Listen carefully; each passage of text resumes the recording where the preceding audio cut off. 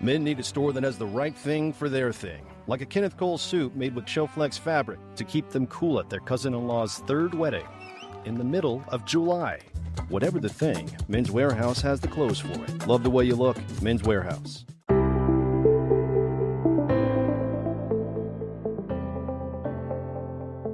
Hello and welcome to the Paddock and the Pavilion. I'm Stephen Wallis, and today we have a comprehensive preview of the Ashes.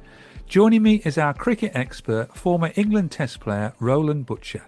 Roland discusses the England squad and their preparation for the series, compares England and Australia's batting and bowling, answers listeners' questions and gives his prediction for what promises to be another thrilling Ashes contest. Hello, Roland. Welcome back to the Paddock and the Pavilion. Yeah, thank you, Stephen. Always a great pleasure and honour to be part of the show. Looking forward to it. Yes, it doesn't seem long since we last met in person last week at North Runcton Cricket Club when I did a live podcast about your book, Breaking Barriers, Barbados to England and Back. Yeah, thoroughly enjoyed it. Coming up to Norfolk. I haven't been up there for a year or two, so it was nice to come up and see some old friends, and I enjoyed the programme. But today we're going to be talking about the Ashes. Yeah, I mean, that's likely to be the most talked about event, I guess, for the rest of the year. So it's appropriate that we are speaking about the Ashes. Yeah, it certainly will be. And I only put out a few feelers yesterday for some questions, and I got bombarded with questions. Some of my regulars, but you're certainly going to be tested this morning. And I must mention today we're recording on the 28th of October, and it's my mum's birthday today. Oh, well, happy birthday to her. And good people, October people, you know that. Of course, yeah, you're born on the 14th of October. That's correct. But you're not quite as old as my mum. She's 87 today. And she does listen to the podcast. So she does. She's going to get a starring role in today's podcast now. But does she comment? Does she tell you how it is? She's a very generous supporter of the podcast, let's say that. Right, and to begin with, you're off to Dorset on Thursday because one of my listeners, Russell Jameson, who I used to play cricket against, he's an ex-Barclays Bank employee, and he's going to meet you on Thursday in Christchurch. Yeah, Thursday I have Dorset Cricket Lovers Society event, book signing, question and answer. I'm looking forward to going down to that part of the world. It should be fun. Yeah, since we last spoke, you've been everywhere. You've been to North Runcton Cricket Club and New York. Yeah, I mean, I've been rushing around. I left you also the following day to go up to Sheffield to do an event for Yorkshire. It's part of their Black History Month event. Back to Peterborough, back home for the time being. Obviously, as you said, I'm down to Dorset on Thursday. Yeah, and I've mentioned to Russell that he must get a photo with you. So that's another reminder for him to get a photo on Thursday. Great. Let's talk about the Ashes then. And I wanted to begin by talking about the England squad. No second spinner. Any thoughts on that? Yeah, I think, going to Australia, it is always a dilemma in terms of spin bowlers, the number of spinners that you take to Australia. It's not a place that traditionally you look to take two out-and-out spinners because it takes up a place within the squad that can be utilised by either a fast bowler or a batsman, which would be more useful in Australian conditions.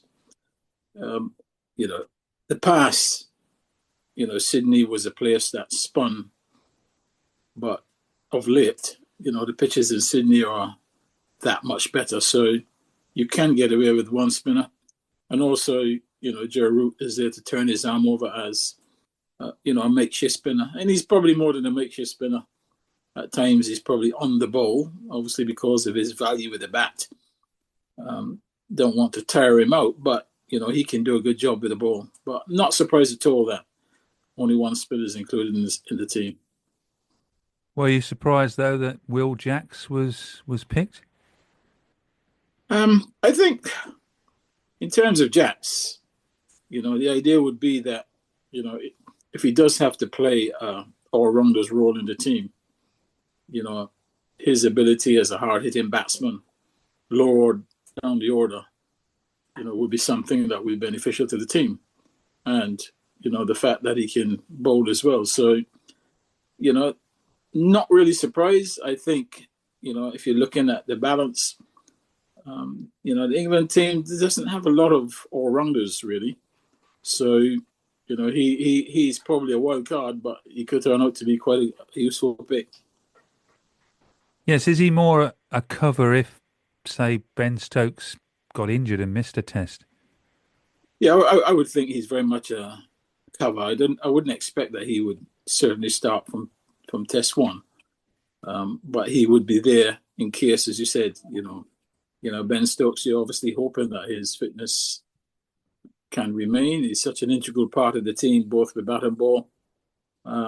Genuine all-rounder. As we said, England don't have too many of those at the moment. So Jacks could fill the spot. England would probably hope that, if he does play, that, conditions when they get to Sydney would be of such that, if Stokes is missing, that, he's the person to replace him. I just had a look while I was listening to you to check on Joe Root, and he has got 73 test wickets. We forget that, I think. Yeah, I mean, listen, when I think back to someone like Charlie Griffith, who was supposed to be, an out fast bowler in tandem with Wes Hall, he only got 94 test wickets in his career. So, Joe Root 73 is not too bad. Did the rest of the England squad pick itself with this barrage of fast bowlers? Yeah, I think when you go to Australia, your bowling stock must be pretty good and long because, it's not going to turn. So you're not going to trouble them, particularly with the spin. They're going to have a good complement of fast bowlers, which they've had for many years. Team doesn't change a great deal. The usual suspects are on shore. If you can match them in that department and maintain your consistency, it gives you a chance. Then obviously your batters have got to step up. But, you've got to take your fast bowlers. I mean, if you can keep Mark Wood fit and Joe for Archer, and then you add, Gus Atkinson, it gives you a good attack. And then obviously people like Cast as well. If you've got injuries, somebody can step in. It's good cover. What really needs to happen is those guys need to remain fit. Got my first question now from Francis Gamester, a friend of mine. Do you think England should have taken a second recognised wicketkeeper? Again, that's a touchy situation because, if you put another keeper in, you've taken up another space. You've got Ollie Pope on the tour, so if anything goes wrong, you forget that he's done the job before. So as a makeshift, he's not. You wouldn't want him to keep a hit for 5 test matches, but if for some reason Smith was injured and he had to play 1 or 2 test matches as a keeper, I'm sure he'd be able to do that and do it quite well. The other big decision in the squad was the change of vice captain, Harry Brook, taking on that role. Yeah, listen, obviously, this series, as well as being a very important one now, I think England are also looking to the future. And obviously, they believe that, the next man in line would be Brook. I think his credentials are pretty solid at the moment. He is one of the major batters in the team. It doesn't appear as if when he's led the side in other forms that his form is dropping off. So obviously, they've got to think beyond Ben Stokes and who is the likely person to take over. Obviously, the England hierarchy has decided that, Harry Brook is likely to be that person. And I think it's a good move to let him have the opportunity to be vice captain. Is he then more in the mould of Ben Stokes than Ollie Pope was? Well, I think obviously Ollie Pope is a less confident player than someone like Harry Brook. I mean, Brook is a very, he's perhaps at times overly confident. in his ability to play. So he will carry on that cavalier approach that we've seen from Ben Stokes. Obviously, that's the direction they want to go in at the moment. Somebody who is going to have lots of flair, carefree, and prepared to take calculated risks. I think Ollie Pope is, a bit more conservative. He's conservative by nature. So really, when he captains the side, he's just really carrying on from the way he carries on his life. But the England hierarchy figures they want to continue the attacking post that McCullum and Stokes have had over the last couple of years. Moving on to preparation, I've got several questions about this. From Andy Bays, Russell Jameson, who hopes to see you on Thursday, and from Lena Moin-Aziz, the first female commentator in Asia. And principally, they're saying, do you think England should have more match practice before the tests? Well, I don't think you can have too much match practice. I have been critical of some of the things that England have done in the past. You may remember in one of our earlier podcasts, I was quite critical about the handling of Jacob Bethel during the summer of the English season, whereby a young player at age 21, learning the game, sits on the bench with the senior side the whole summer and plays one first-class game, when your next series is against the toughest team in the world in their conditions. I've been critical in that department. So, again, I can be a little bit critical in terms of that sort of preparation. I believe in a place like Australia, it is not sufficient just to practice a lot. I think you need to get some games under your belt. So in that regard, if they haven't played too many games, then there's a concern about the preparation. Australia, on the other hand, they're taking it very seriously. They're preparing well. They have even pulled out some of the players from the T20 series going on to take part in Shield cricket before the first Test match. That tells you, what they think about preparation. Because Ian Botham, Lord Botham, has said that the warm-up schedule borders on arrogance. Well, I don't know if you can be arrogant when you're playing the best team in their backyard. I think I would use another word for it, but I cannot understand why you would not want to go to Australia a few weeks earlier and get in some games against state second 11 or combined president's 11 or whatever, just to get players playing, getting out in the open, getting used to the heat, getting used to being in the field for 3-4 hours at a time. When you're playing the best, you got to prepare the best. So if at any time this preparation is not spot on, then Australia will exploit that. Because when we last won in 2010-11, we played 3 first-class matches before the first test in Brisbane. Yeah, I think back then, obviously, there was more emphasis on warm-up matches. I think these days in world cricket, it doesn't just happen on this tour of Australia. I mean, you go most places and, if they do have a warm-up game, it's maximum 1 and into a test match. I don't really believe 1 game is enough to have a good look at a squad, because you're not just preparing an 11 for a test match. You're preparing a squad for a tour. So all of those players need to get the opportunity to play. And now, if you play 1 game and then you go into the first test, if you have to bring players in after test 2 or 3, where's their current form? I mean, they haven't played any cricket. Okay, they've looked good in the nets, but batting in the nets is totally different to batting in the middle. There are different pressures. If you get out in the nets, you can say, well, that's no big thing. I'll concentrate on the next ball. You get out in the middle, that's it. End of story. So the modern game is all about in, play, get out. It's not something that I really think is the best thing for the game. Some of the England players, including Vice-Captain Harry Brook, are in New Zealand at the moment playing a T20 and ODI series. Will that help? It certainly will, because they're on the park, and they're playing cricket. The ODI, is like a first innings of a test match. So I don't have a problem with that once they're playing cricket.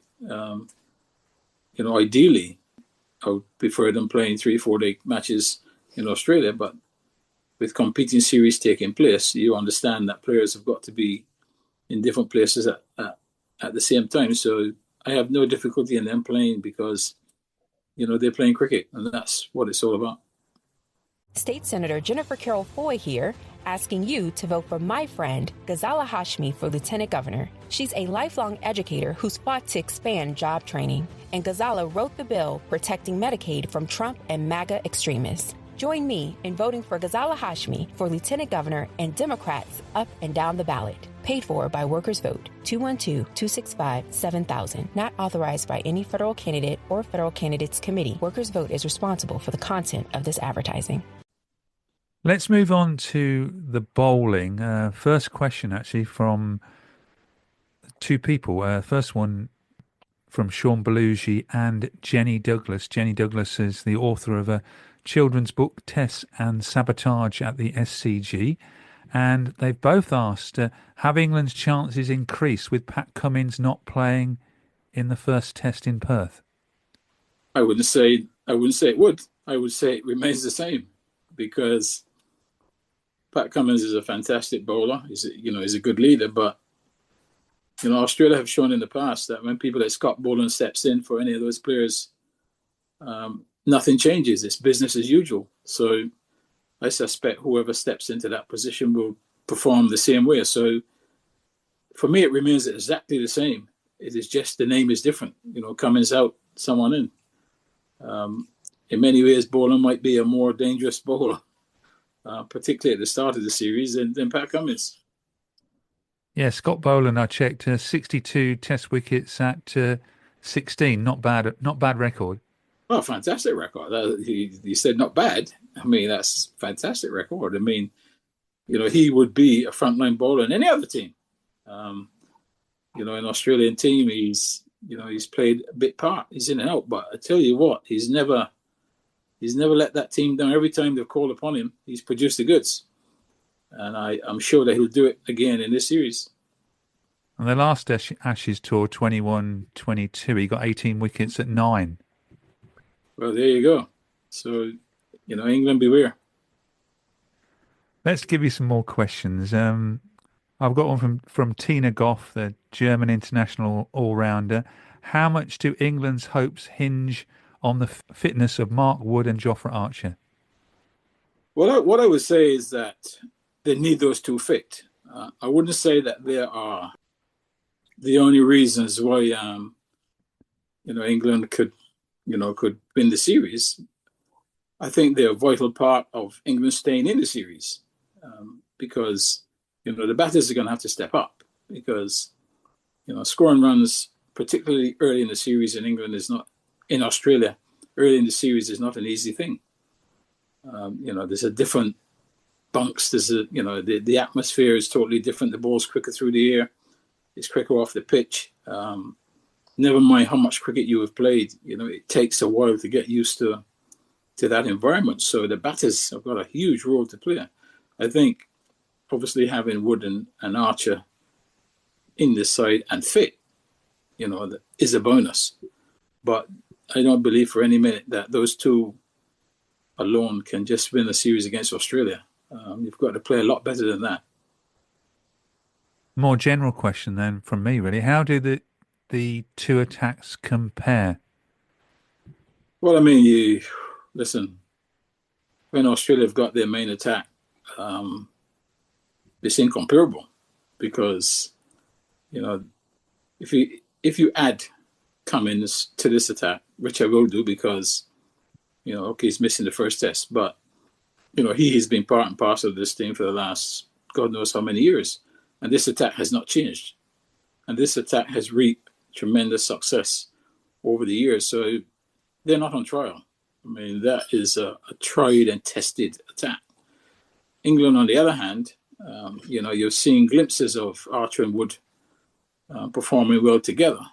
They haven't done it for long periods. So the Australian attack must take the edge because they have done it consistently over the years at home and abroad. This attack really has been outstanding. So, if I was to have two attacks going into the game, I would say Australia attack would be the one that would be favoured because they have done it so often. Do you have any worries that this Australian attack, Stark 35, Boland 36, Lyon 37, Hazelwood 34 and Cummins 32, any worries about their ages? Not at this moment in time. I think all of those players are still extremely fit. You can see they're still very hungry for the game. I think they take it very seriously. They're still performing. And, I think at the end of the day, those players, they may be in their 30s. They may be, not too far away from the end. But at this moment in time, I think they're still good enough, fit enough to do a good job. And they will do a good job for Australia because, that's what they do day in, day out. Some people have been saying that Nathan Lyon might not play all the test matches. He didn't play the third test against the West Indies. Do you expect him to play? Well, he didn't play the third test against the West Indies because Australia read the conditions right. They figured there would be very little spin, if any, used in that test match. And they were absolutely spot on. He will have a role to play in the test match. I expect he will play, if fit, in all the test matches, unless for some reason one of the pitches are completely different. I would be very surprised if he does not play or is not in the team for all of the test matches. On the spin front, I've got a question from Stephen Sherman, WV Horse Racing and Cricket on X.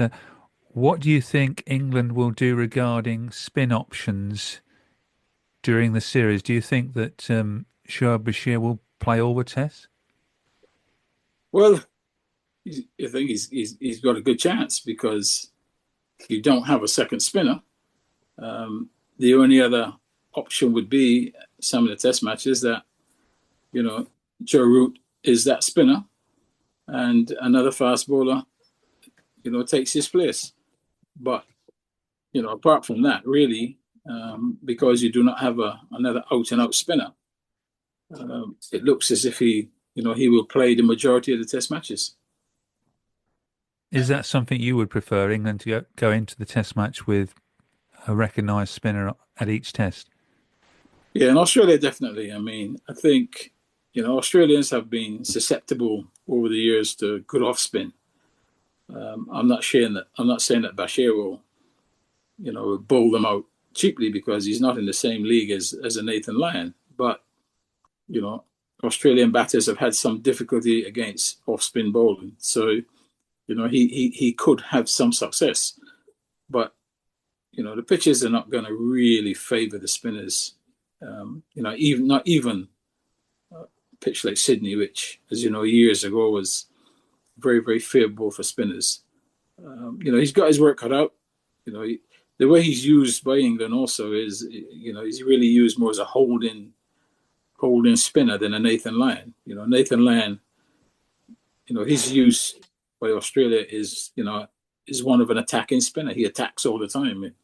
He'll go for runs, but he'll attack. He'll put batters under pressure. I think Bashir, works on trying to wear the batter down, bowling long spells, keeping it tight. So two totally different bowlers.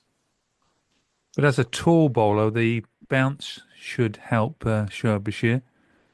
Yeah, I mean, I don't think he'll get a huge amount of spin. He may get some drift, but there won't be a lot of spin. He's not a Lion. He doesn't throw the ball up in the air and get it to dip. Nathan Lyon is that type of bowler. He does. He looks to do batsmen in the air by just the way he bowls. Bashir more looks to get players out off the pitch.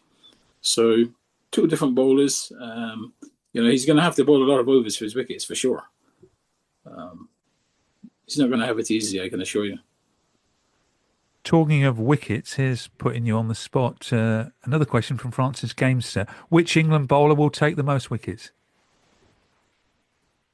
Well, I would say I would go for Gus Atkinson. I think he is more of an Australian type bowler. Decent pace, but like Hazelwood, like Boland, he looks to hit good areas, move the ball around. I think he's the one most likely to, to test the technique of the Australian batters than, say, a Joe Archer or a Mark Wood. They will test their courage, but I think Atkinson will test the technique more. So as a result, I feel that he will get the most wickets of the seamers. My last question on the bowling front is from Archie Bailey, former Gloucestershire bowler who's now moved to Durham. And it's quite a long question. With the Shield cricket in Australia very much suiting the fast bowlers over the last few years, and the talk of Australia potentially thinking of preparing bowler-friendly pitches, how do you think our bowlers and the Bazball approach, that's the batting I suppose, will favour down under? Well, I suspect that as a batter, you want the ball to be coming onto the bat. You want it to bounce. So, low flat wickets will not suit, England's style of batting. Their style of batting is, to go after the ball, and so they want the ball to come onto the bat, whether it's full or short. I think bowler-friendly wickets, I think equals the test matchup between the two sides. If I were Australia, I would prepare, pitches that give assistance certainly at the start of the innings. One that is good for batting, probably day 2 and 3, and obviously something happens on day 4 and 5. I wouldn't just go for, out and out bowling wickets, because both sides could get bowled up quite cheaply, and that would defeat the whole object. England obviously would prefer, I think, those type of pitches, but the sort of bowlers that they have got. But on those other wickets, I think Australia would be much better on those other wickets, because their bowling is much more disciplined. They can do what they do for long periods, and that would be more suited to them. I can't believe that there will be bowling friendly wickets. The big question, batting wise, you're going to expect this one. Who would you like to see at number 3, Pope or Bethel? And this comes from Jenny Thompson, who's busy writing her book about her World Cricket Tour. Pope or Bethel? Well, Jenny, that's a very good question. Really, it's not a question about who I would have at number 3. I think the question more is who will bat at number 3. I believe Pope will start at 3, because he has been the one person that everybody's always been looking to drop every time he fails. He's got to go, but sometime in the series he usually gets a big one, and they still want to drop him. So I suspect he will start. I wouldn't want Bethel to start for 2 reasons. Number 1, I think Pope deserves that opportunity to bat at 3. And number 2, I really believe that Bethel hasn't had enough cricket to start a 5-test series against Australia batting at number 3. That could be a disaster for him throughout the series. I much prefer that he spends perhaps 2 or 3 test matches getting himself in the right frame of mind and ready for, if he gets a chance at those last 2 test matches. I think then he would have more opportunity to perform in those 2 test matches. To stick him up there at number 3 first one, I really believe that would be thrown into the Lions. But do you think that they will go with Pope as well? Yeah, most definitely. I think Pope will start at three. Um, the only other thing is if Pope bats 6 or 7 and keep wicket, and and Jamie Smith plays as a batter. I would imagine those are the things that will be going through the camp's mind at the moment. But what you don't want to do is to be tinkering too much with your team at the start of a series. You've got a settled unit. Australia won't tinker with their side. There'll probably be only 2 possible changes in the Australian side. I'm not sure who's going to open the batting with Kawaja, and then the replacement. Well, I think we have a good idea who the replacement would be for Cummins, but I think those will be the only 2 changes. They're not going to tinker with who should bat at 4 or 5 or whatever. They have got a fairly settled lineup, and they'll stick to that. Yes, on that Australian batting order, a question from Kubus Olivier, the CEO of the Ukraine Cricket Federation, who's currently in the UK on tour with some young children at rugby school. What are your thoughts on the Australian top 6? But listen, it's a proven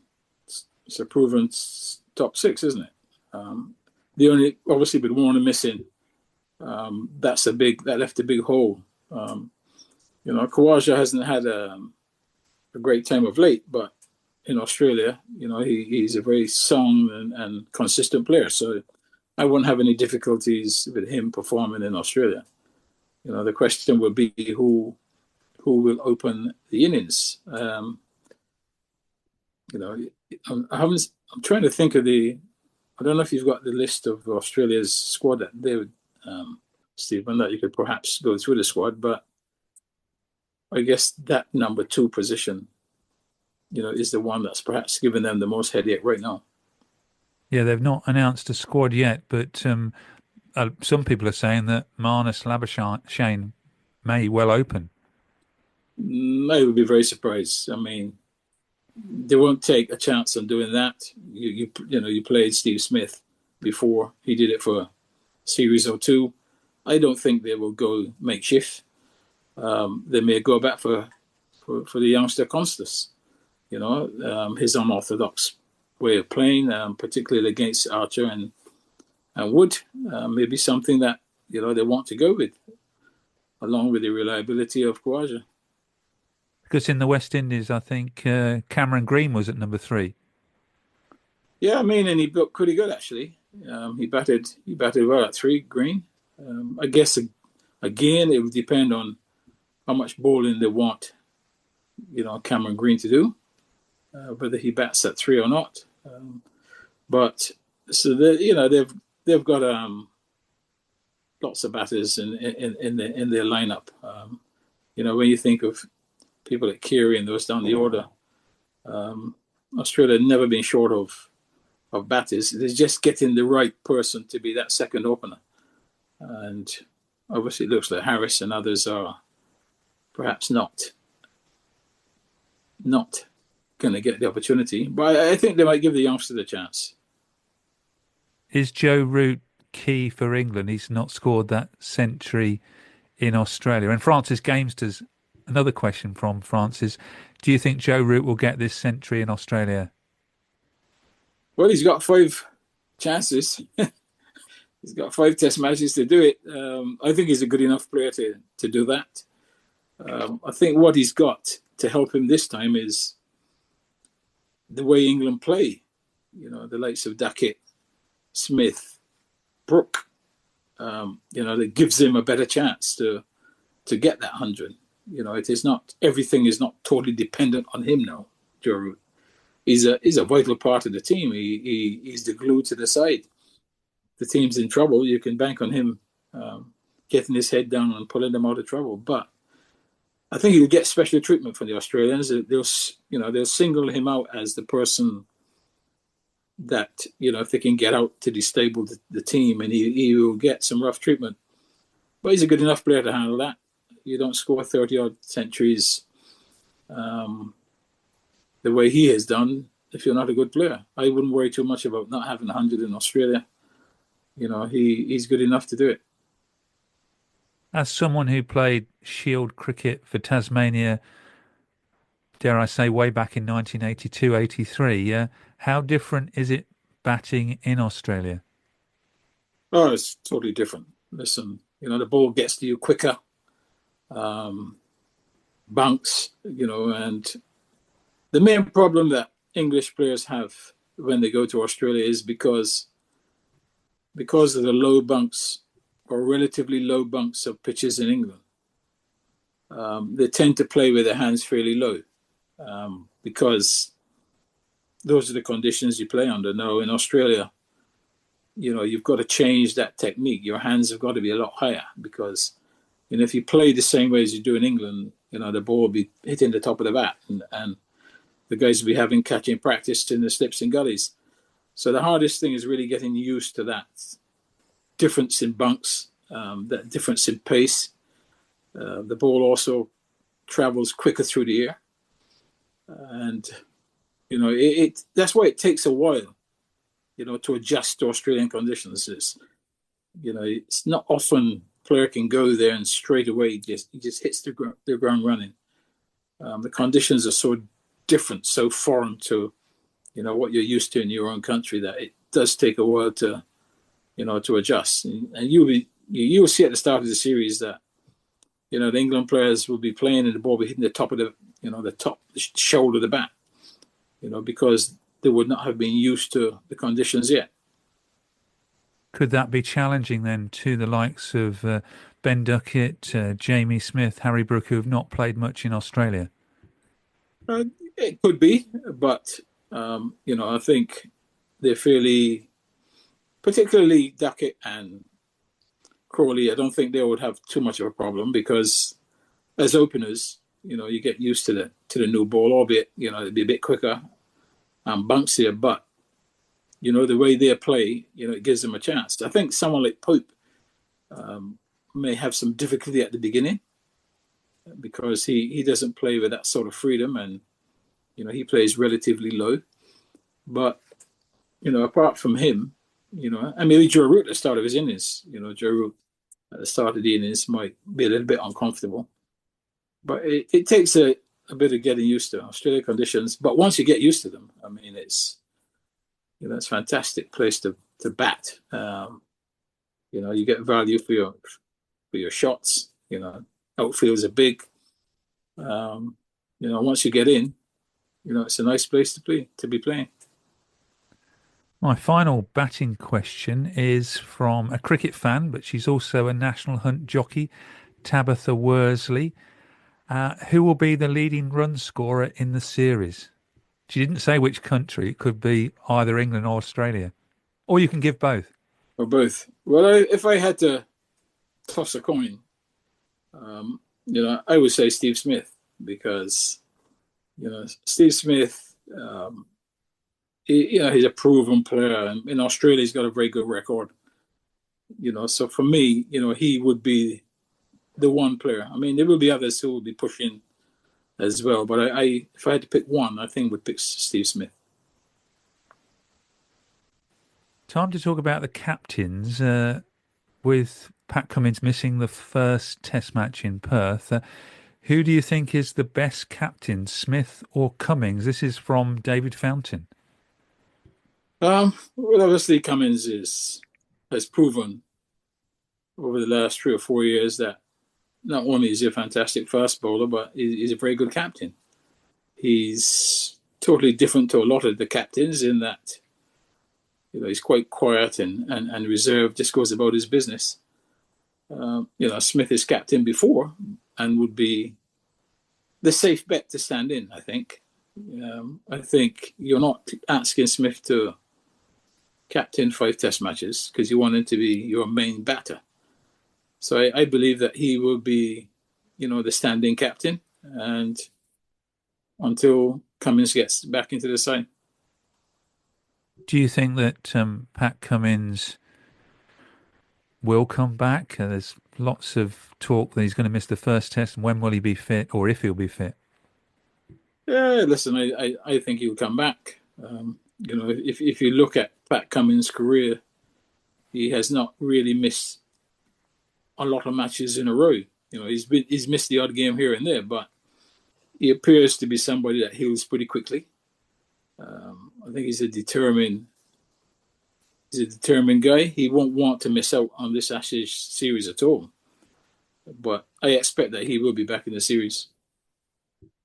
Turning to the England captain, Ben Stokes, it's going to be very important that he's fit for the whole 5 tests. Yeah, Stokes is, he's a key member. Not only is he captain, but, he as a batter, as a bowler, he really is key to this side. Australia will recognise that as well. They would want to make him work really hard so that his fitness, he struggles, particularly, with the ball. I mean, they'll try to get him to bowl long spells, and which could be detriment to his fitness towards the end of the series. So, he's going to have to be very smart. I think the management are going to have to be very smart with Stokes. He's a willing character and will want to bowl more. I think the management have got to really step in and and protect him for his own good, because he's one of those guys that he'll go through a brick wall, but sometimes it's not always best to do that. Sometimes it's a good idea to walk around the wall. So I think the management needs to control his enthusiasm and his desire really to be in the thick of things. If they can do that, then he could be a real asset to the tour. On the subject of the management, I've got 2 questions here from Lee Smith, the coach of the Cambridgeshire women's team.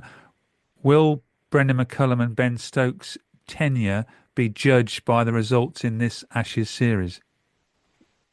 I don't think you can judge a tenure by the result of one series. I think what you will find really is that at the end of the series, people will talk about whether the England side is as good as people think they are.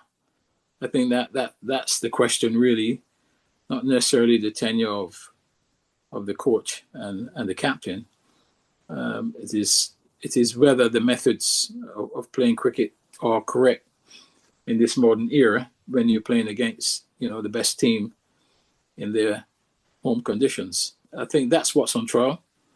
Whether the whole idea of aggressive, people call it baseball, but I call it aggressive batting.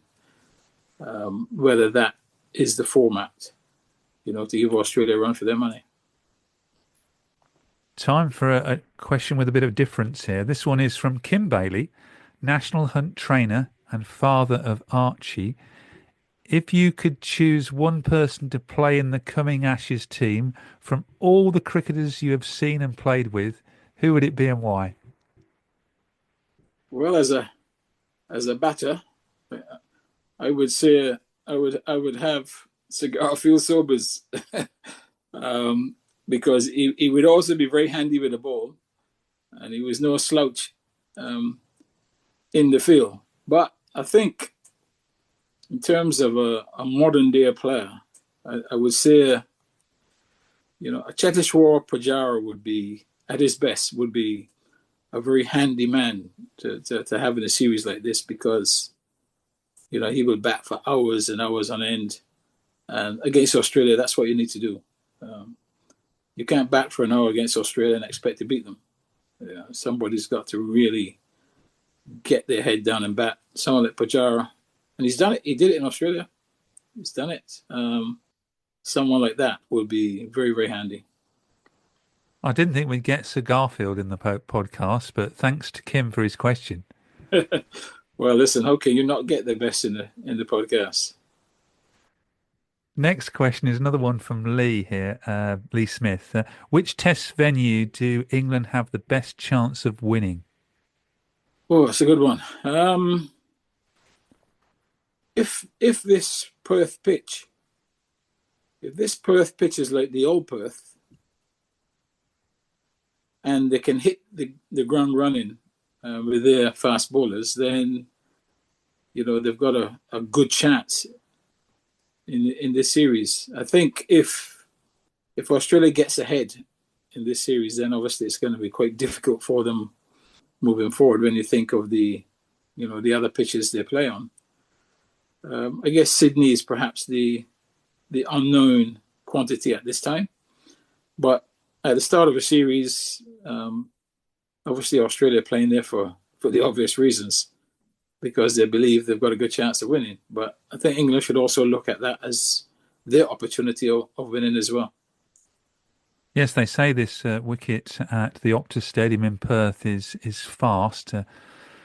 We've certainly, our record in Perth is not a good one. We've only won there once, and that was in 78, 79 when we were playing the Australian team that were minus their Packer players. And second test is at the Gabba, and that's unlikely to be a draw, the pink ball test.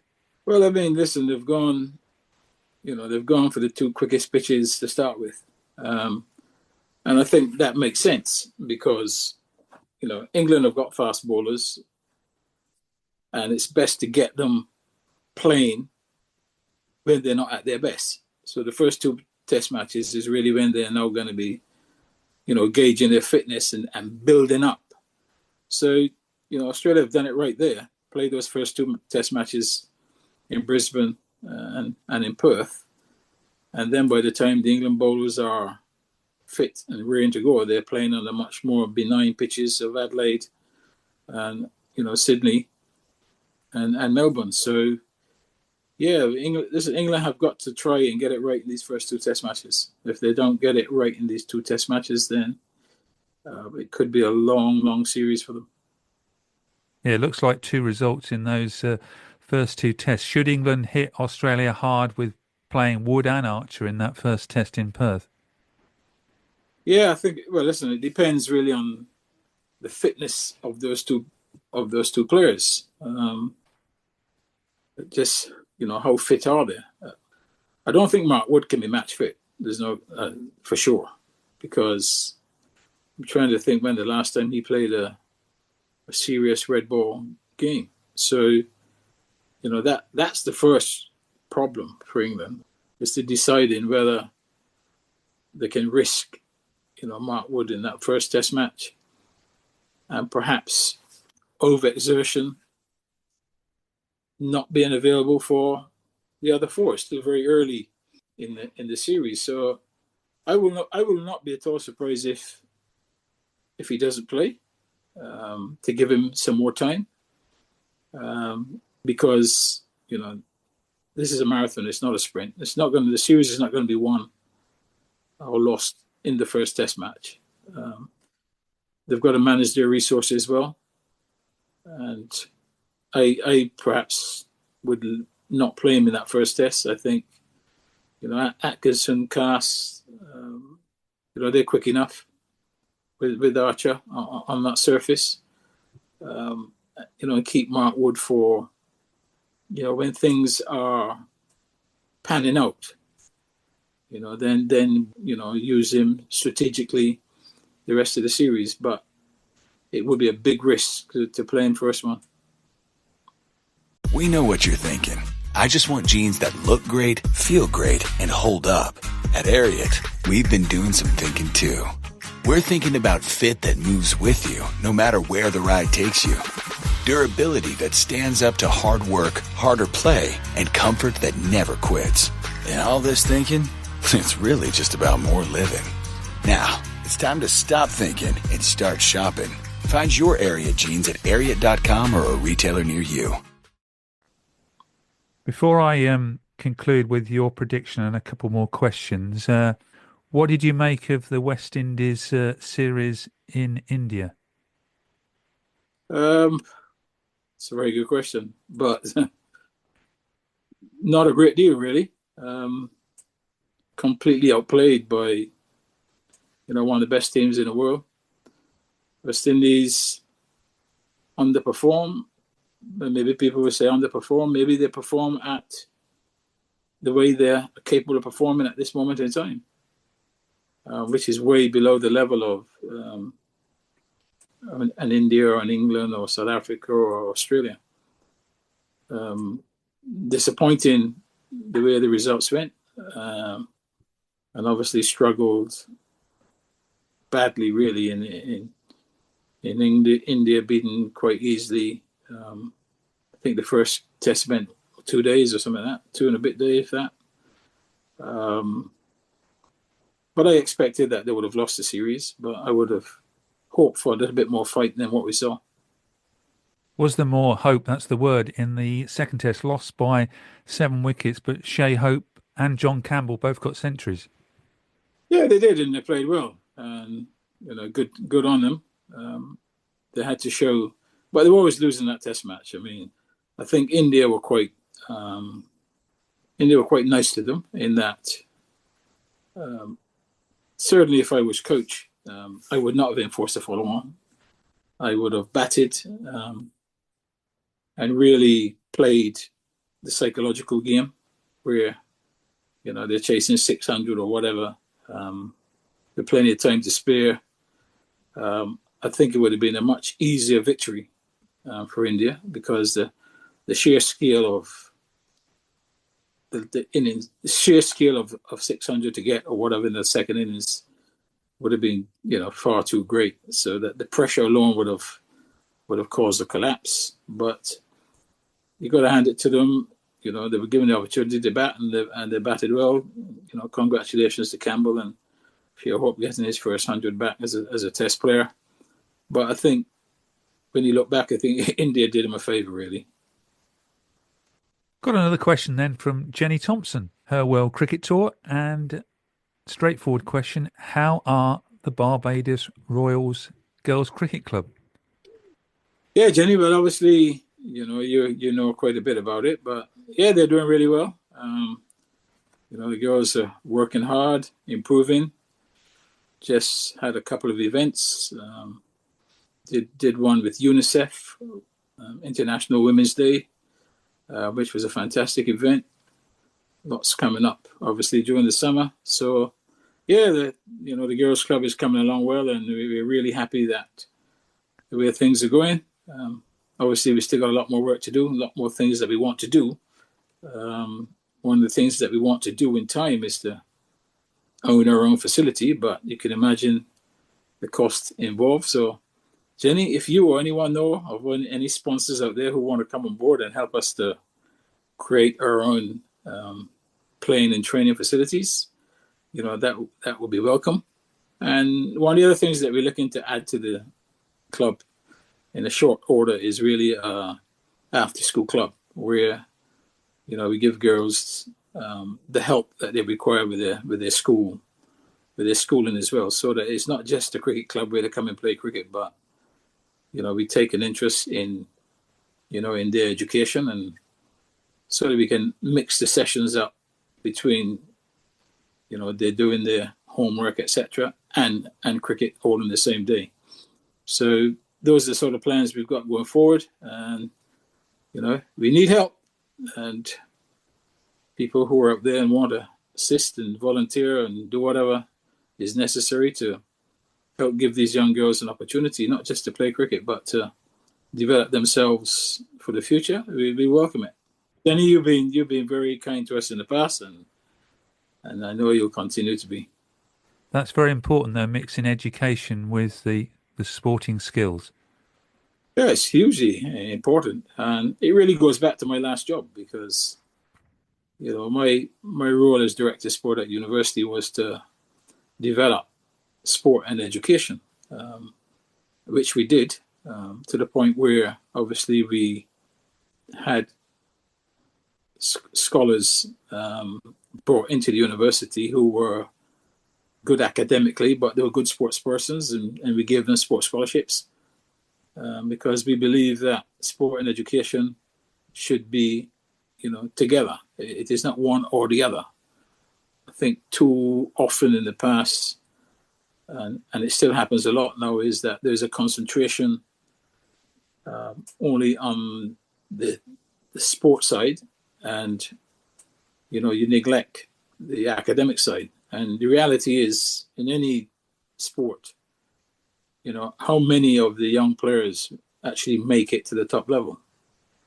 Not many, because you've got millions of of young people playing a particular sport. They can't all make it at the top level in that sport. So you've got to give them another opportunity. So, what we want to do is we want the girls to play cricket, but we also want to help them, with their education so that, if one doesn't work out, they still got the other.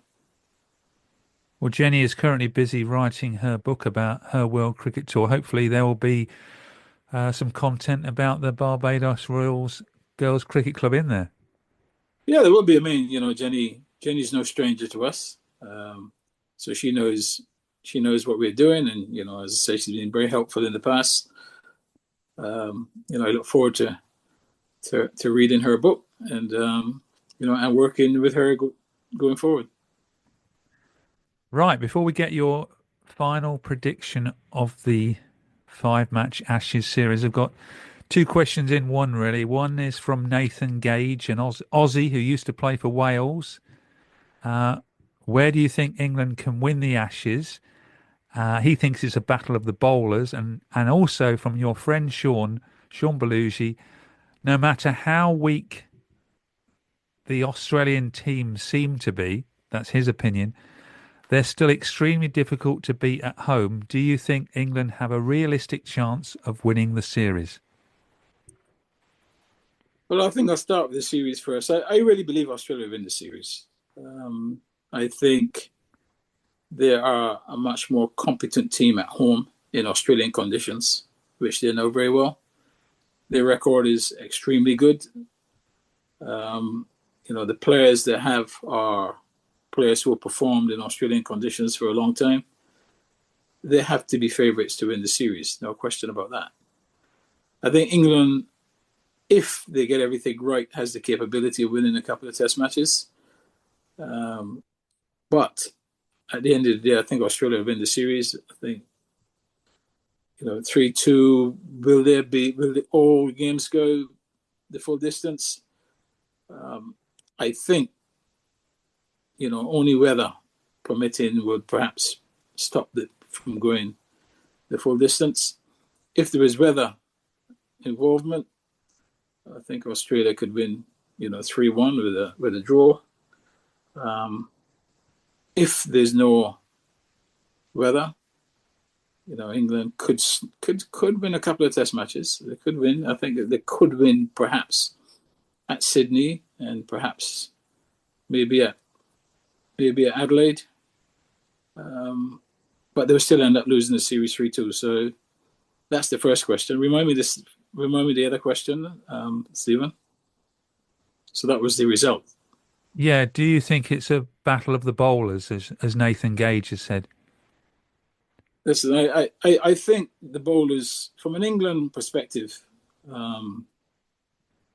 they will rely heavily on their bowling attack because Australia have batters who have proven that they can score big runs in Australia. So that creates lots of pressure on the bowlers. So really, England bowling has got to be at its best if they want to stay in the series because, Australia usually you can be 5-6 down, but somebody down the bottom order always finds a way of pulling them out of trouble. So the pressure really is going to be on England bowlers to deliver. The batters are going to have to deliver as well because, they're not going to get an easy ride. But if the bowlers have delivered first, that will make it a little bit easier for the batters. So really the burden is on the bowlers for sure. You said in our last podcast that England needed to be more ruthless than they were in the summer against India to have a chance of winning in Australia. And you gave England a 6 out of 10 mark in the summer. And you said we needed to be 8+ to win a series in Australia. Yeah, and I stick to that. I think England were quite sloppy during the series against India. I mean, and I said India was sloppy too. As a result of the sloppiness, it made for a very good series that ended 2-2. But when both teams reflect on the series, they will realize that, the throwaway games when they had it won, both sides. Cannot do that in Australia. If you do that in Australia, they will take advantage and capitalize on that, and you could find yourself losing 4-1. That would be a disaster. So, England they've got to be 8 out of 10 minimum to stay in the game. And that requires everything to go right in that series. Your tactics have got to be right. Your bowling has got to be spot on. Your batting's got to be spot on.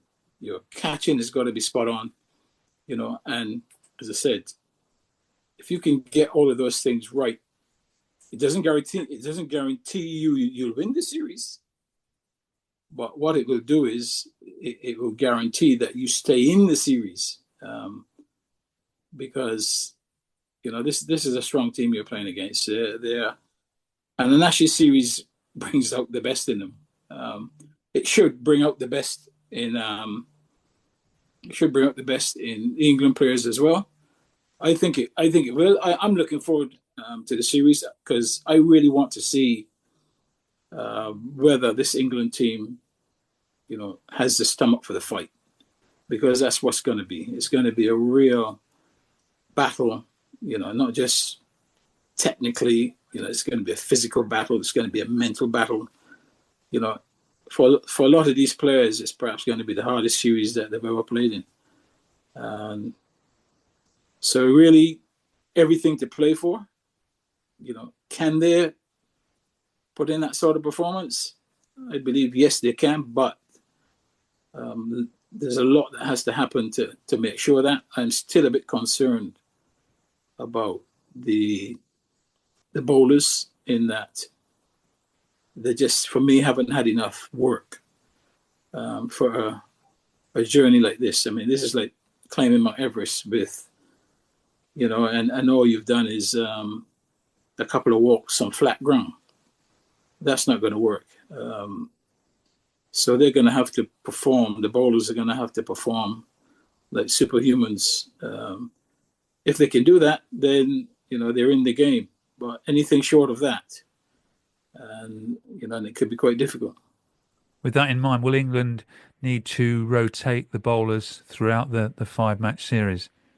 Yeah, they must, because when you think of people like Mark Wood, who charges in, at 100 miles an hour, he falls over a lot. Effort that he puts in on those very hard grounds, your shins, ankles take a battering. You've got to be protective. You cannot expect someone like Mark Wood to charge in 20 overs an innings, 5 test matches. That's not going to happen. So he's going to have to be very carefully managed. Archer's going to have to be carefully managed, because don't forget, he's only just come back also from a long layoff and injury. So he's got to find his feet again too. A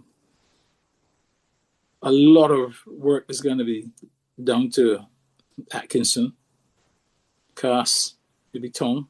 Those guys have got to do a lot of work. Can the three of them, can they step up? That we'll find out as the tests progress. But I think England have got more to do with their bowling than Australia have got to do with their bowling. Australian bowlers, all Australia have to do is just send them out there. They know what they're doing. They know what they have to do. When you send the England bowlers out, you're wondering and hoping how Wood and Archer are going to pull up. That's the key. If they pull up well, then you got a good battle on your hands. We really need Ben Stokes to perform like someone you mentioned earlier in the podcast, Sir Garfield Sobers. Well, yeah, I think this is probably his last chance to do that, actually, down under. So, he will be mindful of that. He'll want to go out on a high as well, but he's going to have to do that with a lot of care, because, if you get so excited and want to do everything, then, at his age and with his fitness record, that could really be a problem. But, he'll want to finish this series really on a high. Thank you very much, Roland, for your insight. It's been thoroughly enjoyable talking about the Ashes, and can't wait for the action to start. Yeah, I mean, and you were going down under, so you will get an opportunity to see it firsthand. Unfortunately, I will be on these shores having to watch, but it should be a good series, and I hope you have a good time in Australia. Yes, thank you very much. It's only just over, and by the time this podcast goes out, it'll probably be only 3 weeks from the Test match starting on the 21st of November. Yeah, it's not far now. It's getting closer and closer. But yeah, I think once it starts, I think most of the world would be, be riveted to their TVs and radios to see how it all pans out. It really can be won or lost to a great extent, though, in those first 2 Test matches where there could easily be results. Yeah, I think, it's set up that way that there could be results. Obviously, Australia hoping to take a 2-0 series start, hit England before they can really get themselves together. That would be the plan. I think England's got to match them and try and stay in the series. But those two Test matches are extremely important for the outcome of the series for England. Well, thank you very much again, and we will talk again after the Ashes finishes in January. Yeah, well, we've got a few months to go, but I think by the time it finishes, I think we'll have plenty to talk about. More questions, and thanks again for all the people who sent in questions for this show. Many of our regulars, and remind people to send in questions for the Ashes follow-up in January.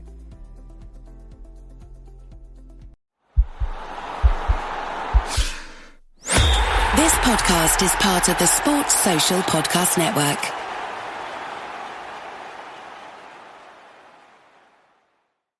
The holidays mean more travel, more shopping, more time online, and more personal info in more places that could expose you more to identity theft. But LifeLock monitors millions of data points per second. If your identity is stolen, our US-based restoration specialists will fix it, guaranteed, or your money back. Don't face drained accounts, fraudulent loans, or financial losses alone. Get more holiday fun and less holiday worry with LifeLock. Save up to 40% your first year. Visit LifeLock.com/podcast. Terms apply.